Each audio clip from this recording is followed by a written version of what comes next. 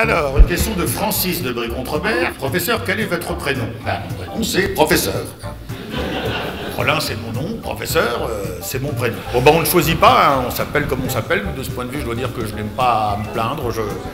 Je l'aime bien, ce nom.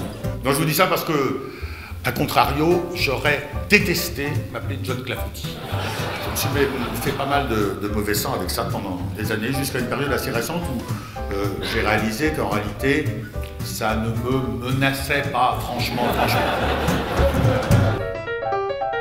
Alors, une autre question, c'est une question de Sophie de Brécontrebert, une question de Julien. J'ai ici une question de Joseph.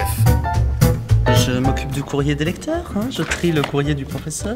Depuis la nuit des temps, les gens sont chagrinés par plein de sujets qui rendent la vie poison parfois. Et parmi ces gens-là, il y a des gens qui ont le réflexe plus ou moins bon d'écrire au professeur. Et le professeur s'est toujours fait un devoir, enfin en tout cas depuis que je le connais moi, de répondre à tous les courriers.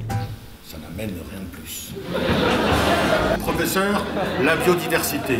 Pour parler un peu crûment, les espèces menacées, il faut qu'elles se bougent le cul. Par exemple, on nous dit que le koala ne mange que de l'eucalyptus. Pour l'instant.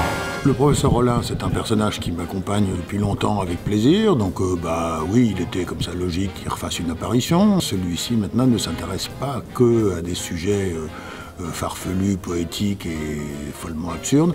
Il répond aussi à des questions plus sérieuses. Professeur, on dit que vous aimez la peinture, est-ce vrai?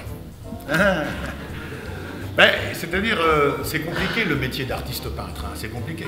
La plupart du temps, on ne connaît la valeur d'un peintre que très longtemps après sa mort. Pour une jeune femme qui a une relation amoureuse avec un peintre nettement plus âgé qu'elle, eh bien, il faudra qu'elle attende parfois 50 ans pour savoir si elle est entrée dans la légende en étant la muse d'un génie ou si elle a simplement sucé un vieux.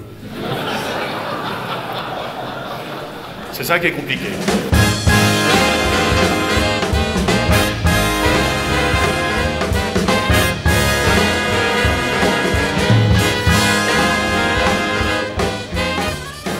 Je n'ai pas les diplômes, je l'ai déjà confessé, donc je suis un faux professeur, mais est-ce que les faux professeurs ne sont pas plus vrais que les vrais?